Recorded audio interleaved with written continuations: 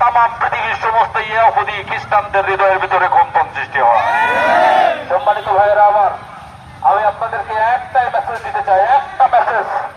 নবীর উম্মত যদি আপনারা দাবি করে থাকেন, নবীর ওয়ারিস যদি আপনারা দাবি করে থাকেন, যদি নবীর সৈনিক আপনারা দাবি করে থাকেন, রাতের অন্ধকারে অবশ্যই আপনাদের চোখের অশ্রুতে আপনাদের বুক ফুটাতে হবে। রাতের অন্ধকারে তাহাজ্জুদের নামাজ পড়ে বুক বুঝাবেন। সকালবেলায় এই চোখ যেন এমন লাল হয় যেন শত্রুরা দেখতে পারে মুমিনদের চোখ দিয়ে অগ্নিস্ফুলিঙ্গ বের হচ্ছে। সম্মানিত ভাইয়েরা, সাহায্য চাইব কার কাছে?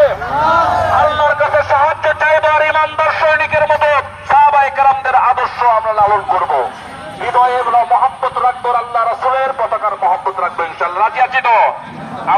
আমাদের ভাই একটা কথা বলেছেন, মুফতি মাহমুদুল হাসান, যদি কখনো কোনো সময় ইসলামের জন্য, দেশের সার্বভৌমত্বের জন্য আপনাদের ডাকা হয়, আপনারা দল মত নির্বিশেষে আপনারা সকলেই এক হয়ে যোগদান করবেন তো ইনশাআল্লাহ।